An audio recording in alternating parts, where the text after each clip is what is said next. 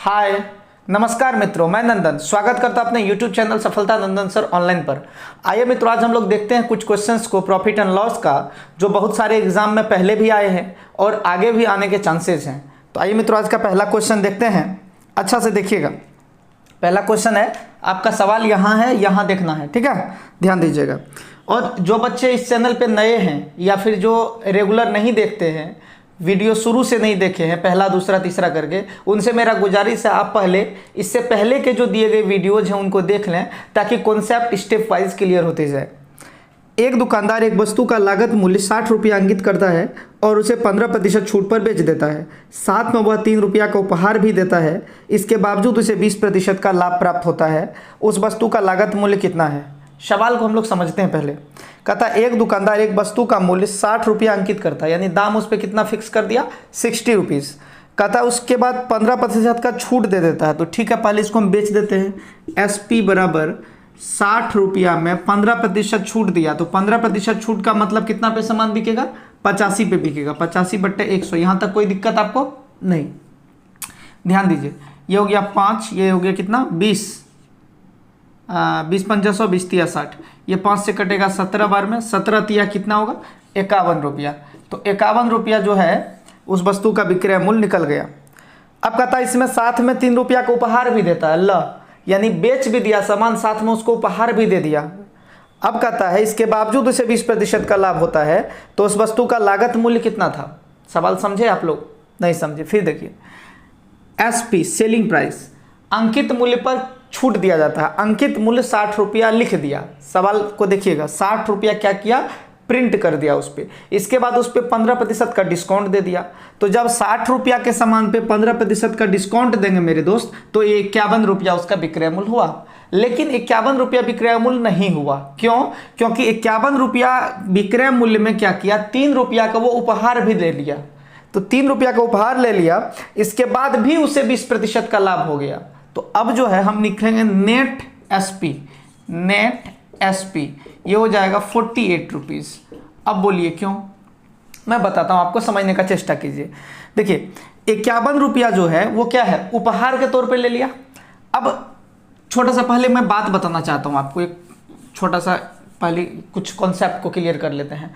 मान लीजिए आप कोई दुकान पे गए, आप सामान लिए। मान लीजिए हम ये मार्कर लिए, ये मार्कर का मेरे से 50 रुपया उन्होंने लिया दुकानदार ने। सवाल को समझिएगा, दुकानदार मुझसे मार्कर का 50 रुपया लिया सपोज, और जब हम आने लगे तो बोला बेटा एक चॉकलेट भी ले लो 1 रुपये वाला, तो 1 रुपये का चॉकलेट भी दे दिया। तो दोस्तों अब मुझे मार्कर का कितना रुपया पड़ा?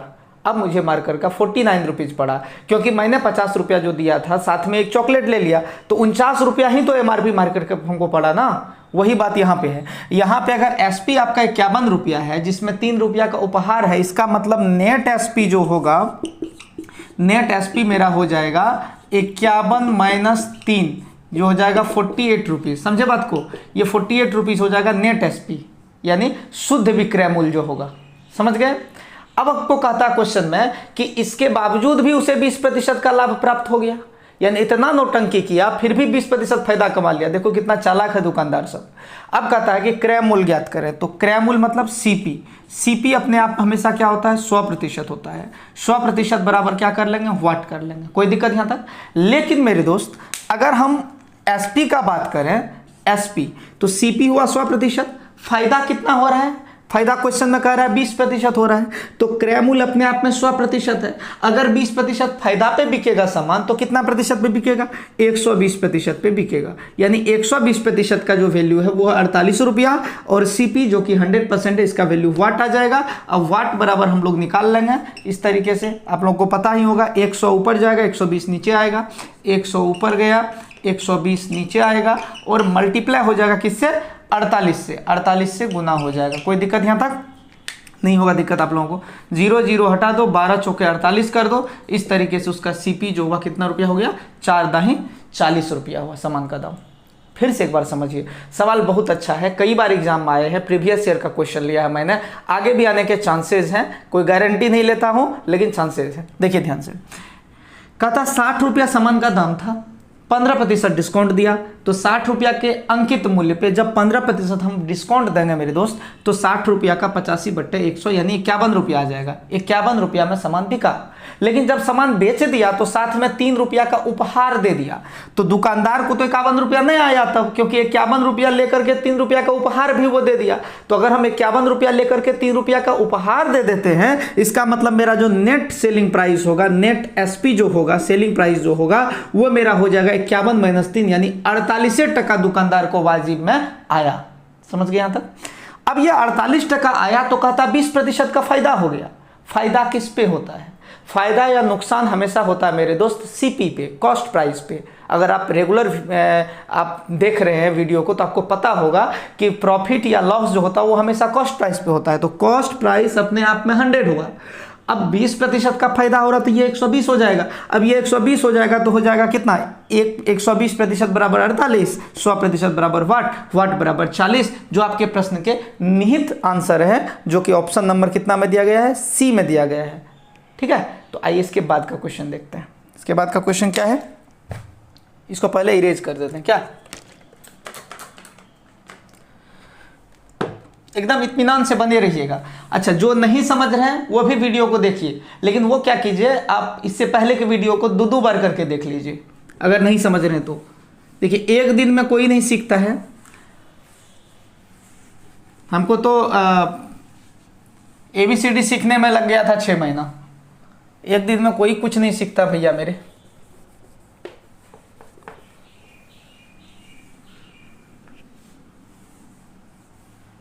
चलिए अगला क्वेश्चन देखते हैं। अगला क्वेश्चन है हमारा, एक दुकान में कमीजें प्रायः क्रय मूल्य से 40% अधिक पर बेची जाती है।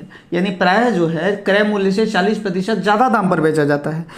एक सेल के दौरान दुकानदार सामान्य विक्रय मूल्य पर 10% का छूट देता है। क्या किया? दाम जो है 40% ज़्यादा है, किससे? क्रय मूल्य से। लेकिन एक सेल के दौरान दुकानदार क्या किया? 10% का एक्स्ट्रा बेनिफिट दिया विक्रय मूल्य पे। ठीक है, अब कहता है यदि वह 13,608 रुपये में 72 कमीजें बेचता हो, 13,608 रुपये में 72 कमीजें बेच रहा है, तो उसकी प्रति कमीज लागत मूल्य क्या है? देखिए यहाँ पर सबसे पहले जो हमको डेटा दिया हुआ है उस पर फोकस करना। 13,608 में कितना कमीज? 72 कमीज। तो एसपी हो जाएगा 13,608 रुपये में कमीज कितना है भैया मेरे? 72। तो भागा देंगे 72 से और इसको कटा देंगे। 9 8 72, 9 से कटाओ, 9 एक बार में कटेगा, कितना बचेगा? 4 6, 9 5 45, 9 1 9, 9 9 18, 8 से कटा दो इसको, एक बार में कटेगा। 7 1 बचेगा, 8 8 64, कितना बच गया? 7 2 8 8 9 72, 189 रुपया में एक कमीज बेच रहा है, इतना पता चल गया हम लोगों को। ठीक है, कोई दिक्कत नहीं। अब हम लोग मान लेंगे क्रय मूल्य। क्रय मूल्य को मान लेंगे x। क्रय मूल्य क्या मान लेंगे? x मान लेंगे। वो क्या करता है? क्रय मूल्य से 40% दाम बढ़ा के रखता है। अकॉर्डिंग टू क्वेश्चन कहता है एक दुकानदार कमीजें प्रायः क्रय मूल्य से 40% अधिक पर बेची जाती है। तो अगर मेरा क्रय मूल्य x है तो वो जो जनरल बेचेगा वो कितना बेचेगा? 140/100, क्योंकि 40% ज़्यादा दाम पे बेचता है। अब कहता है कि एक सेल के दौरान उन्होंने 10% का डिस्काउंट दिया। 10% का डिस्काउंट मतलब क्या हो जाएगा? 90/100। कोई दिक्कत यहाँ तक? फिर से समझिए, क्रय मूल्य पे वो 40% ज़्यादा दाम लेके बेचता है, 140/100 हुआ। लेकिन एक सेल के दौरान जो उसका सामान्य विक्रय मूल्य, सामान्य विक्रय मूल्य मतलब 10, यहाँ से यहाँ तक, उस पर 10% का डिस्काउंट दिया तो 90/100 हुआ और कमीज को बेच दिया। कितना में बेचा? 13,608 रुपये में कितना कमीज? 172 कमीज। तो एक कमीज का दाम कितना आया? 189। तो ये 189 यहाँ लिख देंगे, क्योंकि क्रय मूल्य पे दाम बढ़ा है, डिस्काउंट देके बेच दिए। पर शर्ट का जो एसपी होगा वो 189 होगा, बराबर 189। इसको कैलकुलेट करेंगे, आपके आंसर आपके समक्ष होगा। देख लेते हैं कैलकुलेट करके, ध्यान दीजिएगा।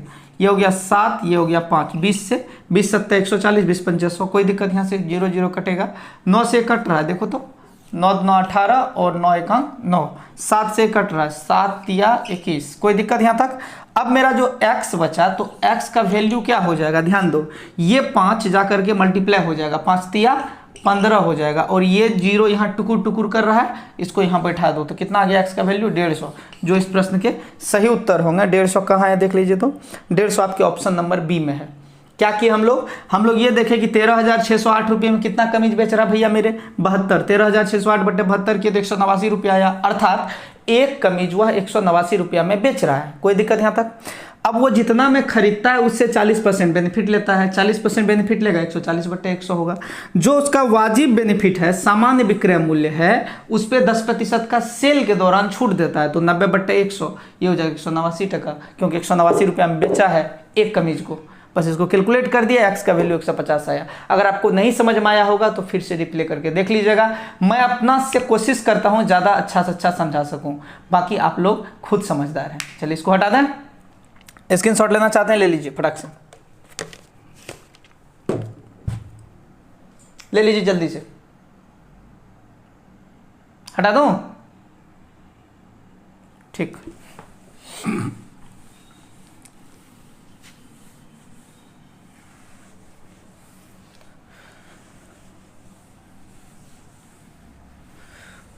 होश वालों को खबर क्या, जिंदगी क्या चीज है। चलिए अगला प्रश्न देखते हैं। अगला प्रश्न भी बहुत खूबसूरत है, देख लीजिए, बहुत अच्छा क्वेश्चन आया है। अगला क्वेश्चन 3 नंबर में देखिए, सवाल क्या है। कॉफ़ी पाउडर के एक पैकेट और 1 लीटर दूध का लागत मूल्य 20 रुपया तथा 30 रुपया। सवाल समझिएगा। कहता कॉफ़ी पाउडर के एक पैकेट, यानी एक पैकेट कॉफ़ी, और कहता है 1 लीटर दूध का लागत मूल्य 20 रुपया तथा 30 रुपया, यानी 20 रुपया है कॉफ़ी पाउडर का दाम और 30 रुपया है दूध का दाम। कोई दिक्कत यहाँ तक नहीं ना?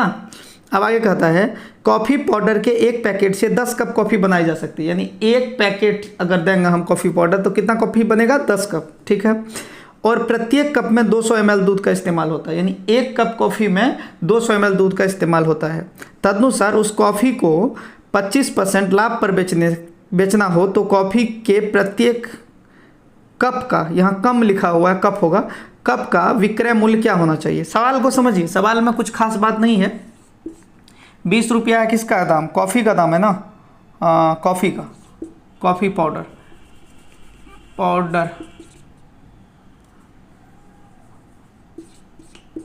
पाउडर का दाम है 20 टका, यहाँ तक कोई दिक्कत। और 30 रुपया है दूध का दाम, दूध का दाम है 30 रुपया। 20 रुपया 30 रुपया, ठीक है, ये हो गया दूध और कॉफ़ी का दाम। अब इसमें जो है क्या कहता है कि 10 कप कॉफ़ी बनाई जा सकती है एक पैकेट से। ये जो 20 टका है इसमें 10 कप बन जाएगा। और ये जो 30 रुपया है तो दूध में कहता है कि एक कप कॉफ़ी में 200 ml दूध का इस्तेमाल होता है, ठीक है। तो उसे 25% लाभ पर बेचना हो तो प्रत्येक कप का विक्रय मूल्य क्या होगा? सवाल एक बार और मैं समझा देता हूँ, अब बिना देखे। 20 रुपया में कॉफ़ी पाउडर खरीद के लाए, इसमें इस पाउडर से हम 10 कप कॉफ़ी बना सकते हैं, ठीक। 30 रुपया में 1 लीटर दूध खरीद के लाए और एक कप में 200 ml दूध की आवश्यकता है।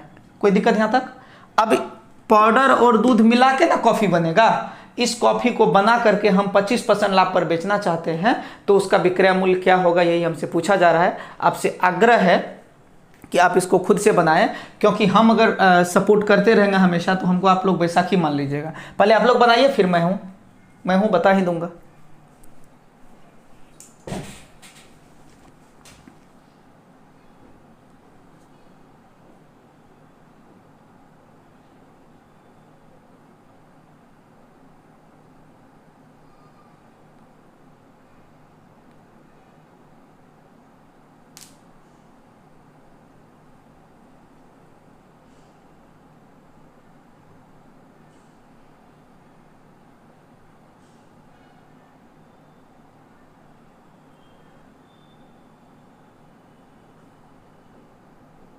बन गया?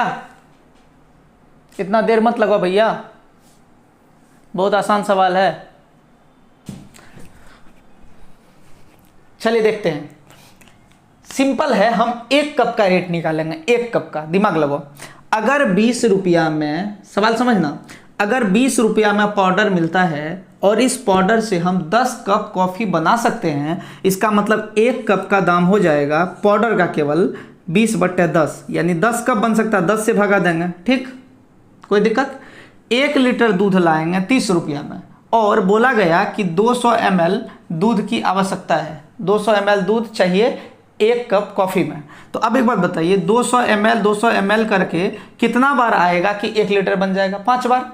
200 ml 200 ml 200 ml 200 ml 200 ml बराबर 1000 ml, और 1000 ml बराबर 1 लीटर। समझ गए बात को? तो 1 kg अगर दूध होगा या 1 लीटर दूध होगा तो उसमें क्या होगा, 5 कप कॉफी बन सकता है। 5 कप कॉफी बन सकता है तो इसको हम 5 से डिवाइड करेंगे, क्योंकि इस 30 रुपया में हम 5 कप बना सकते हैं, इस 20 रुपया में हम 10 कप बना सकते हैं, इसलिए 10 से भगा के इस 30 रुपये में हम 5 कप बना सकते हैं। कैसे 5 कप बनाएंगे? क्योंकि 1 कप कॉफी में 200 ml दूध चाहिए, 200 ml 200 ml 200 ml 200 ml 200 ml 5 बार करेंगे तो 1 लीटर होगा, और 1 लीटर का दाम है 30 रुपया। 30 रुपया में 5 कप होगा, तो यहाँ 5 से भगा देंगे तो ये कितना हो गया भाई, ये हो गया 2 रुपया, ये हो गया 6 रुपया, यानी कितना हो गया 8 रुपया। 8 रुपया हमको दाम लगा, 8 रुपया में हम क्या किए, कॉफी रेडी कर दिए। 1 कप कॉफी में जो मेरी लागत मूल्य है वो 8 रुपया है। यहां तक कोई दिक्कत? अब हम चाहते हैं इस कॉफी को 25% लाभ पर बेचना। हम क्या चाहते हैं, कॉफी को 25% लाभ पर बेचना। तो कुछ नहीं करेंगे, इस पे जाकर के 125/100 कर देंगे। कोई दिक्कत यहां तक? ये देखिए, ये 25 चौके 100, ये 25 पंजे 125, 4 से कटेगा, 4 दूनी 8, 5 दूनी 10, यानी 10 रुपया में अगर हम कॉफी बेचेंगे तो मेरे दोस्त 25% का लाभ हो जाएगा। सवाल समझ में आई? 20 रुपये में कॉफी पाउडर खरीद के लाए, इस 20 रुपये से 10 कप कॉफी बन सकता है, अर्थात हम भी 20 टका का 10 कप में इस्तेमाल कर सकते हैं। तो 1 कप में जो है 2 टका हमको पड़ रहा है। कोई दिक्कत? 1 कप कॉफी में 200 ml दूध की आवश्यकता है, तो 1 लीटर में कितना कप बन जाएगा? 1 लीटर में 5 कप बन जाएगा, क्योंकि 200 गुना 5 बराबर 1000 लीटर, सॉरी 1000 ml, यानी 1 लीटर जो दूध है 30 रुपया में, इसमें हम 5 कप बना सकते हैं। तो 1 कप में जो मेरा कॉस्ट पड़ेगा 5 से डिवाइड करेंगे, 6 रुपया। 6 रुपया यहाँ दूध, यानी 1 कप कॉफी में 6 रुपये का दूध चाहिए और 2 रुपये का पाउडर चाहिए। 6 दू 8 रुपया मेरे को चाहिए, तो बन जाएगा। कोई दिक्कत? अब हमको 25% लाभ कमाना है, 125/100 कर देंगे, 10 रुपया आ जाएगा। ये प्रश्न के सही उत्तर है। आप समझ गए होंगे। चलिए इसको हटा देते हैं, अगला क्वेश्चन पे आते हैं।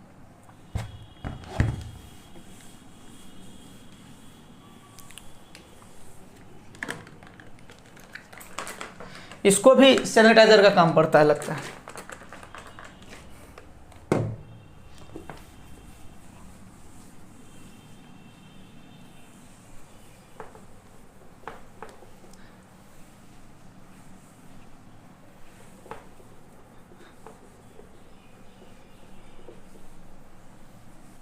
चलिए अगला प्रश्न को देखते हैं। अगला प्रश्न इस तरीके से है कुछ, एक दुकानदार अपनी वस्तुओं पर उनके क्रय मूल्य से 40% अधिक अंकित करता है और वह अपनी 3/4 वस्तु का विक्रय मूल्य इस मूल्य पर कर देता है और शेष वस्तु का 40% छूट पर करता है।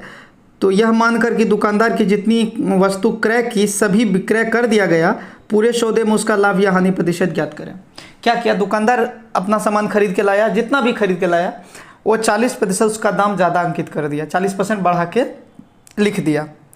अपना 3/4 भाग वस्तु पर, यानी 3/4 भाग जो वस्तु होता है उस पर वो क्या किया, 3/4 पे वो क्या किया, विक्रय मूल्य इसी दाम पे कर दिया, यानी जो MRP था उस पर कोई डिस्काउंट नहीं, विदाउट डिस्काउंट का वो सेल आउट कर दिया।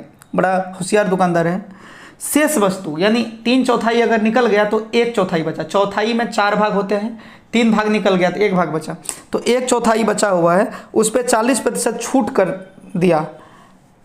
यह मानकर कि दुकानदार ने जितनी वस्तु क्रय की थी सभी विक्रय कर दिया गया। यह हमको मानना है कि जितना माल परचेज हुआ था सब सेल हो गया। तो पूरे सौदे में उसकी लाभ या हानि प्रतिशत ज्ञात करें। हानि तो नहीं होगा, लाभ होगा। चलिए देखते हैं। तो सबसे पहले हम लोग क्या करेंगे, CP लिखेंगे। CP मान लेते हैं 100 रुपया। हम आपको पहले भी कभी बोले हैं कि CP जैसे ही 100 रुपया मानिएगा तो आपका जो है CP 100 रुपया मानने से क्या होगा कि आपका आधा दुख दूर हो जाएगा। 100 रुपया CP हो गया, कोई दिक्कत यहाँ तक? अब ध्यान दीजिएगा। अब MP मतलब क्या होगा, अंकित मूल्य। 40% दाम बढ़ा के लिखता है तो ये हो जाएगा 140 रुपया, कोई दिक्कत यहाँ तक? CP हुआ 100 रुपया, उस पर 40% दाम बढ़ा के लिखना है, इसलिए क्या हो जाएगा 140 रुपया, कोई दिक्कत यहाँ तक? नहीं। अब चलिए, अब बेचेगा तो पहले खरीद लिया, अब क्या करेगा, दाम बढ़ा दिया, अब बेचेगा तो SP मतलब सेलिंग प्राइस। ठीक है, सेलिंग प्राइस ध्यान से देखिएगा। सेलिंग प्राइस क्या करेगा, अब ये दिमाग लगाओ कि बेचेगा तो किस रेट से बेचेगा। जितना में खरीदा था वो दुनिया को बताएगा कि नहीं, जितना अंकित था वो दुनिया को बताएगा। हमेशा कोई भी दुकानदार दुनिया को वही बताता है जो उस पर प्रिंटेड रहता है कि देखो भैया इतना इसका प्राइस है। वो कितना में खरीद के लाया, अगर ये बात बता देगा तो फिर गुप्त क्या रहा, उसका बेनिफिट तो पब्लिक को मालूम चल जाएगा, ठीक है। इसीलिए इस पे 140 का 3/4 माल दाम के दाम पे बेच दिया। दाम का दाम मतलब जितना लिखा हुआ था उसी पे बेच दिया 3/4। अब बच गया कितना, 1/4 बच गया। चौथाई में 4 भाग होते हैं, 4 भाग में 3 भाग निकल गया, 1 भाग बचा। तो 140 का 1 भाग बचा हुआ यानी 1/4 बचा हुआ। कोई दिक्कत यहाँ तक। लेकिन इस पे क्या किया, इस पे 40% का डिस्काउंट दे दिया। 40% डिस्काउंट अगर करेंगे तो 60% पे बिकेगा माल। पहले इसको फिर समझते हैं, ये खाका समझते हैं, इसके बाद कैलकुलेशन तो हो ही जाएगी, ठीक ना। ध्यान दीजिएगा, 100 रुपया में सामान खरीदे, 40% दाम इंक्रीज किए, बढ़ा दिए तो 140 हो गया। कोई दिक्कत यहाँ तक। ये MP हो गया यानी member of parliament, but marks price. ये हो गया CP यानी कॉस्ट प्राइस। ये हो गया सेलिंग प्राइस। तो सेलिंग प्राइस क्या होता है, मतलब हमेशा जो सामान बेचते हैं वो जितना अंकित रहता है उस पर डिस्काउंट देते हैं, यानी इस पे डिस्काउंट देंगे। 140 का 3/4 पे बेच दिए, इसमें कोई डिस्काउंट दिए ही नहीं, मतलब बेच दिए, इतना माल बिक गया। 3/4 माल जब बिक गया तो कुछ छठवा माल बच जाता। छठवा समझते हैं, सब्जी खरीदने अगर लेट से जाइएगा ना तो पता चल जाएगा छठवा माल क्या होता है। बड़ा सस्ता आपको पता मिलेगा। अगर सब्जी खरीदने के लिए शाम में चलें एकदम लेट से, बहुत सस्ता आपको लगेगा कि सब्जी तो सस्ता है, लेकिन जब उसको खरीद के लाइएगा तब पता चलेगा यही छठवा माल है, मतलब छांटा हुआ। पहले तो ओरिजिनल ये बिक गया, तो 3/4 माल बिक गया। अब बचा 1/4। 1/4 मतलब 1/4। ये नहीं बिक रहा था, हम अपना सोच के बता रहे हैं, ये नहीं बिक रहा था तो इस पर 40% डिस्काउंट दिया। 40% डिस्काउंट मतलब 60/100। अब इसको कैलकुलेट कर देना। इसको कैलकुलेट करेंगे, 4 से कटेगा 35 बार में, 35 या 105, यहीं पे फायदा हो गया। ये 00 कट जाएगा यहाँ से, इसका आधा हो जाएगा 2, इसका आधा हो जाएगा 3, इसका 7, 7 तिया कितना हो जाता है 21। अब ध्यान दीजिएगा, ये 35 तिया कितना होता है 105, और यहाँ कितना हो गया 7 तिया, 7 गुना 3 कितना होता है 21 हो गया। तो अब 35 तिया 105 और 7 तिया 21, 21 और 105 मिलकर कितना होता है 126 होता है। अब आप एक बात बताओ भैया कि आप खरीदे थे कितना में, 100 में, नौटंकी करके 140 लिख दिए, बहुत काम किए, लेकिन बेचे कितना में 126 में। मेरे दोस्त, हम कितना बार चीख के आपको बताए हैं कि लाभ या हानि जो डिपेंड करता है वो सिर्फ क्रय मूल्य और विक्रय मूल्य पे डिपेंड करता है, ठीक ना। तो हम खरीदे 100 में, बेचे कितना में 126 में, तो मेरे को क्या हो गया लाभ, वो भी कितना प्रतिशत का 26% का। कोई दिक्कत यहाँ तक। 26% का लाभ होगा, क्योंकि लाभ या हानि वो केवल डिपेंड करता है क्रय मूल्य और विक्रय मूल्य पे। हमने कितना में खरीदा, हमने कितना में बेचा। इसको हटा दें, स्क्रीनशॉट ले सकते हैं आप।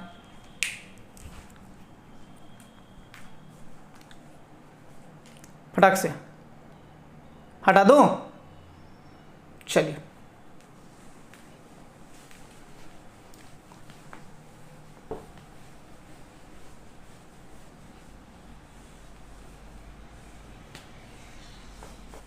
इसके बाद का सवाल है, सवाल देखिएगा अच्छे से।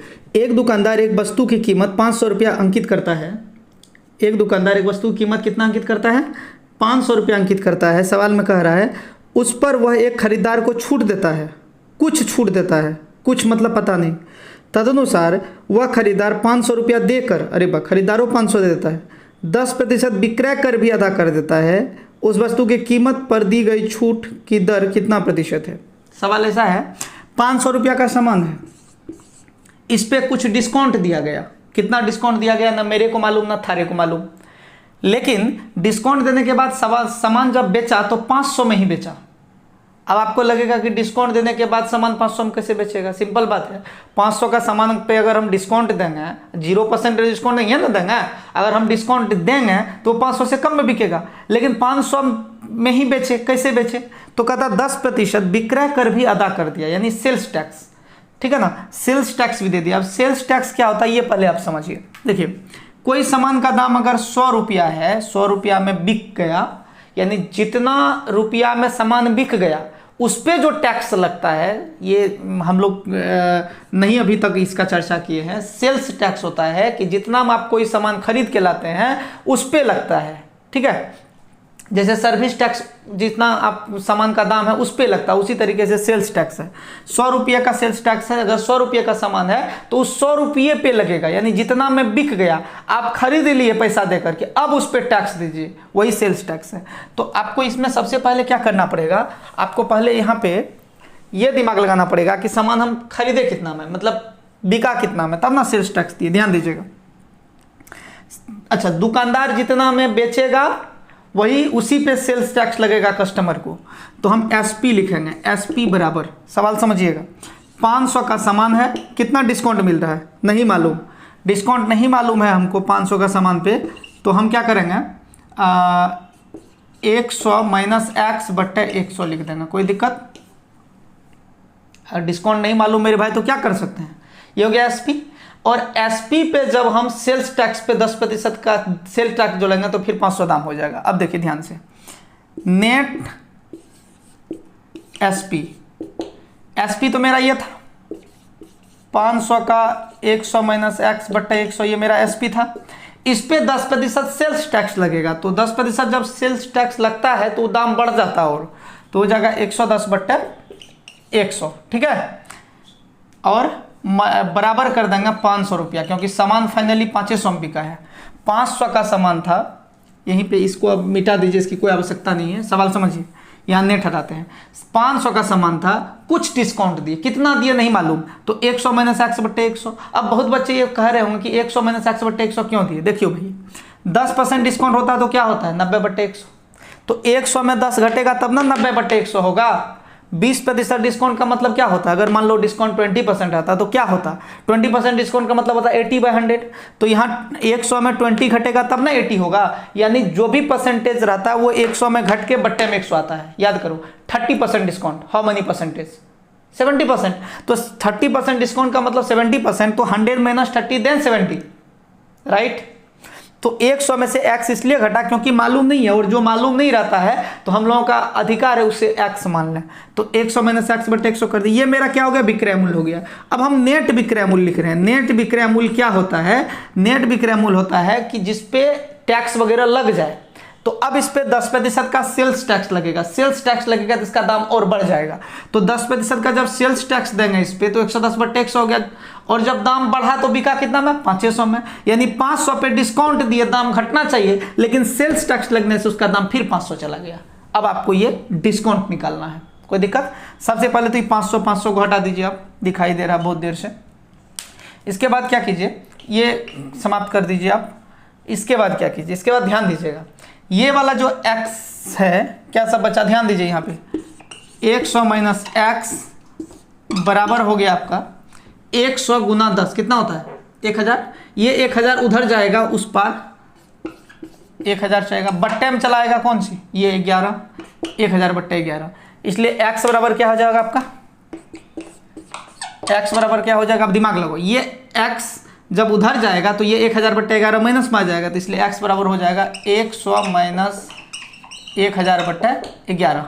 सवाल समझिए फिर से, x उस साइड जाएगा तो क्या होगा, x प्लस में आएगा, ये माइनस इधर आएगा, तो 100 में ये घट जाएगा, ये चीज जो है 100 में आके घटेगा, तो वही काम किए हम, 100 में घटा दिए इसको। अब एलसीएम हो गया कितना 11, अब ये 1100 में से 1000 घटेगा, कितना हो जाएगा 100, यानी 100 बट्टे 11 ही आपके प्रश्न का उत्तर होगा। 100 बट्टे 11 का वैल्यू क्या होता है आप निकाल लीजिए, 100 बट्टे 11 का वैल्यू क्या होता है आप लोग जानते ही होंगे, नहीं जानते निकालिए फटाक से। ये होता है वैल्यू इसका 9.1 बट्टे 11%, 100 बट्टे 11 का वैल्यू होता है 9.1 बट्टे 11%। इस प्रश्न का सही उत्तर होगा। पहले क्या किया, 500 का सामान था, कुछ डिस्काउंट दिया, नहीं मालूम 100 माइनस एक्स बट्टे 100, इसके बाद सेल्स टैक्स ठोक दिया तो 110% था, सेल्स टैक्स 10% था विक्रय कर, तो वो दे दिया 110 बट्टे 100, फिर पुनर्मुस्को भवा सामान 500 में बिका। अब इसको कैलकुलेट करके x का वैल्यू 9.1 बट्टे 11% आ गया। कोई दिक्कत समझने में, बहुत दिक्कत है, लाहौल बिला कुव्वत, बहुत दिक्कत है ना, है बोलिए, हटा दें इसको कि इसको दूसरा तरीका से देखें एक बार। चलिए पहले हटाते हैं।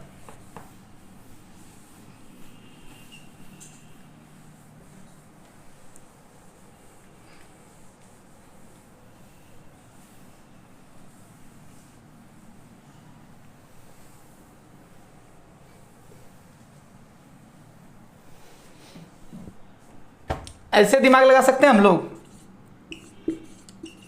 विक्रय मूल्य यानी एसपी जो भी होगा उसी पे टैक्स लगेगा। कितना टैक्स लगेगा, 110 बट्टे 100 टैक्स लगा, कितना में बिका सामान, विक्रय मूल्य पे टैक्स लगा के सामान कितना में बिका 500 में। कोई दिक्कत यहाँ तक? दिक्कत है? नहीं है। चलिए, तो विक्रय मूल्य बराबर क्या हो गया, निकाल लेते हैं। तो एसपी बराबर आपका हो जाएगा, विक्रय मूल्य बराबर हो जाएगा, ये उधर जाएगा तो कितना हो जाएगा, 5000/11। यहाँ तक कोई दिक्कत? ये एस है, ये 5 है, 5 लपेटा मार दिए। बात समझिएगा। अभी कुछ नहीं करना, अभी ये दिमाग लगाना है कि सेल्स टैक्स 10% देने के बाद भी सामान का दाम 500 है। तो हमने क्या किया, विक्रय मूल्य यानी एसपी पे 10% टैक्स दिया, फिर भी दाम आया 500, तो ये 0 0 कट गया, ये 10 इधर आ गया, तो ये गया 5000/11, यानी विक्रय मूल्य कितना हो गया, 5000/11। ठीक। अब एक बात बताओ, विक्रय मूल्य कहाँ से आता है? विक्रय मूल्य आता है अंकित मूल्य पर छूट देने से, राइट। अंकित मूल्य कितना दिया हुआ है? अंकित मूल्य दिया हुआ है 500। अंकित मूल्य कितना टका है?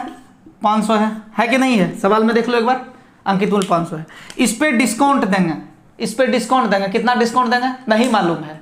नहीं मालूम है तो क्या करेंगे, 100 माइनस एक्स कर लेंगे, क्योंकि मालूम नहीं। अगर 10% मालूम रहता तो 100 माइनस 10 90 होता, 20% मालूम रहता 100 माइनस 20 80 होता। नहीं मालूम है तो 100 माइनस एक्स कर दिए, बट्टे में 100 कर दिए। अब दिमाग लगाओ कि जब हम अंकित मूल्य पे छूट दे रहे हैं तो क्या करेगा, सामान बिकेगा। और विक्रय मूल्य कितना टका दिया हुआ है, फाइनल विक्रय मूल्य जो है वो है कितना टका, 5000/11, 5000/11 हो गया। अंकित मूल्य पे छूट देंगे, सामान बिकेगा, और विक्रय मूल्य जो है वो पहले से निकला था 5011। इसको कैलकुलेट करेंगे, आंसर आ जाएगा। इसको कैलकुलेट कहाँ से करेंगे भाई, कहाँ कहाँ कटेगा, ये देखो 1 2 3, 1 2 3, कोई दिक्कत, कट गया। अब x का वैल्यू फिर वही कहाँ आ गया, 100 माइनस एक्स बराबर, ये 100 इस 0 से मल्टीप्लाई होगा तो कितना हो जाएगा, 1000/11। बात वही पहुंची कि नहीं पहुंची? 100 माइनस एक्स बराबर 1000/11। इसका मतलब इसको भी कैलकुलेट करेंगे तो आंसर वही आएगा, क्या आएगा, 9.1/11%। फाइनल आंसर जो मेरा होगा 9.1/11% ही होगा, जो इस प्रश्न के ऑप्शन नंबर कितना में दिया हुआ है, ऑप्शन नंबर सी में दिया हुआ है। इसको कैलकुलेट कर लीजिएगा, ज़्यादा सोच विचार मत कीजिए, पहले जो बताए थे वो भी अच्छा ही था। ठीक है, तो चलिए अगला क्वेश्चन पे।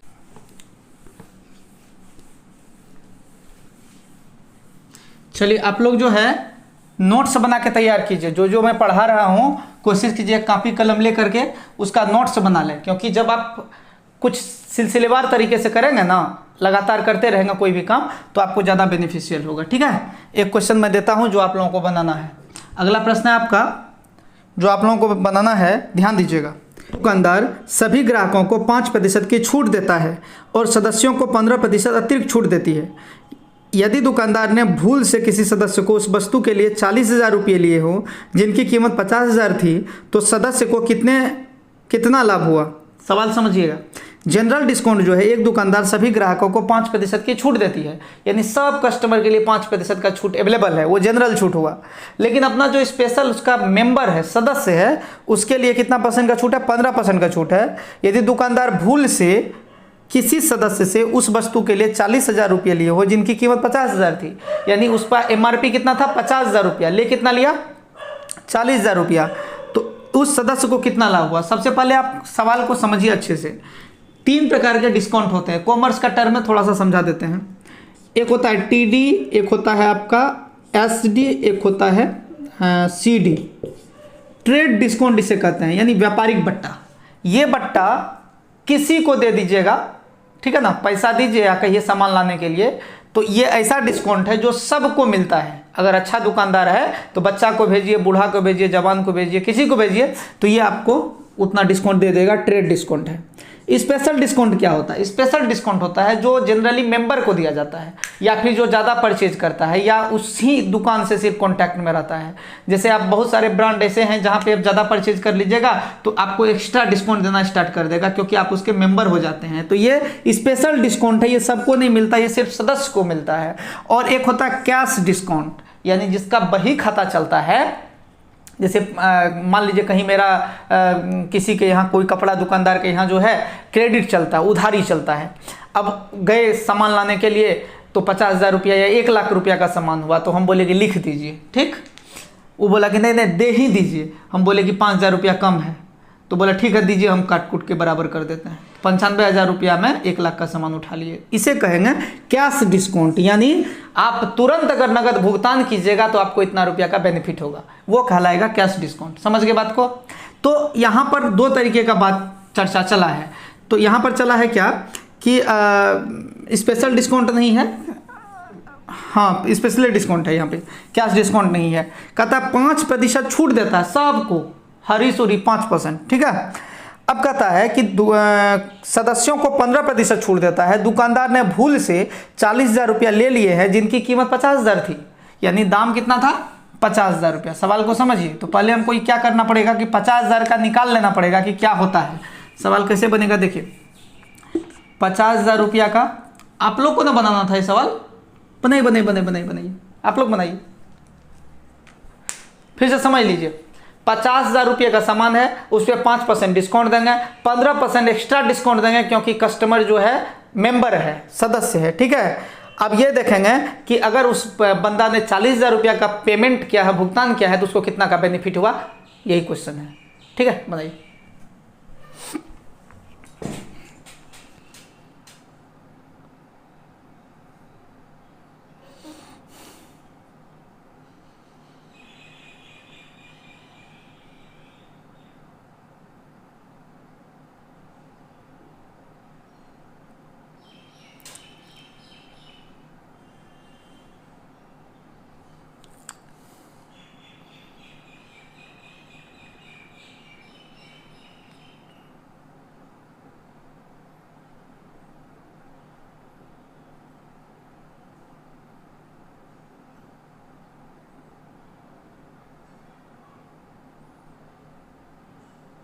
बन गया भैया मेरे? बना, बहुत आसान था। देखो 50,000 रुपया का सामान है, कैसे बनेगा, आसानी से बनेगा। 50,000 रुपये का सामान है, पहले डिस्काउंट दिया 5% का, हो गया कितना 85 नहीं 95, 95/100। फिर डिस्काउंट दिया कितना का 15% का, क्योंकि मेंबर है तो 85/100। इसको कैलकुलेट कर लेते हैं, देखते हैं कितना रुपया आता है, ठीक है। तो इसको कैलकुलेट जब करेंगे दोस्त, तो ये देखो ये 00 चारों जीरो कट जाएगा, 4 जीरो कट गया। अब इसको मल्टीप्लाई कर देते हैं। इसको मल्टीप्लाई जब करेंगे तो ये है कितना 5, 5 का 5 रहे तो इसको गुना कर दो। इसको गुना करने का है 75 हो जाएगा, 9 8 17 17 यानी 8 9 8 72 8 80 80 175 हो गया। जब इसको मल्टीप्लाई करेंगे तो 8 पंचे 40 यानी 40,000 ये हो जाएगा, और 75 पंचा 375 यानी 375 रुपया। यानी वाजिब में इसका दाम होना चाहिए कितना 40,375 रुपया। सवाल समझ रहे हैं? यानी 50,000 का सामान है, अगर हम 5% का जनरल डिस्काउंट, ट्रेड डिस्काउंट और 15% का स्पेशल डिस्काउंट देंगे के बावजूद उस सामान का दाम होगा 40,375 रुपया। लेकिन क्या किया आदमी 40,000 दे करके चला गया भूल से, तो कितना फायदा हुआ? तो इसमें 40,000 घटा देंगे, कितना फायदा हुआ 375 रुपया का बेनिफिट हुआ। किसको बेनिफिट हुआ जी? मेंबर को। आप तमाम दोस्तों का बहुत बहुत धन्यवाद। आप लोग इसी तरीके से मुझे और प्रोत्साहित करते रहिए, वीडियोज़ को देखिए, शेयर कीजिए, कमेंट कीजिए, लाइक कीजिए। चैनल अगर सब्सक्राइब नहीं कीजिए तो सबसे पहले वो काम कर लीजिए। अपना खूब ख्याल रखिएगा। मिलते हैं कल एक नए वीडियो के साथ, तब तक के लिए बाय बाय।